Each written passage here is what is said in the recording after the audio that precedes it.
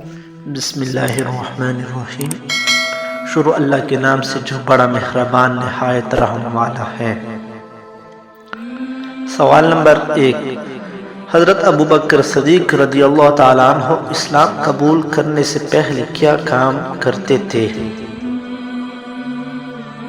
جواب ہے تجارت۔ سوال نمبر 2، یرغار کس صحابی کو کہا جاتا ہے؟ جواب ہے حضرت ابوبکر صدیق رضی اللہ تعالی عنہ۔ سوال نمبر 3، حضرت ابوبکر صدیق رضی اللہ تعالی عنہ نے سب سے پہلے کس جنگ میں حصہ لیا؟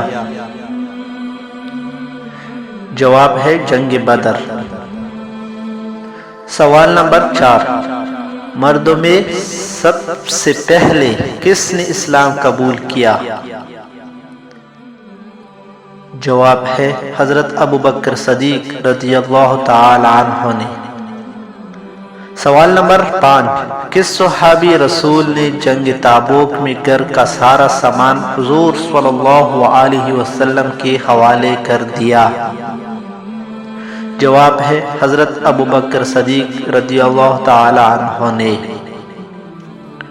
سوال نمبر 6، ہجرت کے بعد مدینہ میں حضرت ابوبکر صدیق رضی اللہ تعالی عنہ کس جگہ پر ٹھہرے؟ کس انصاری کی بائی کی جگہ تھی؟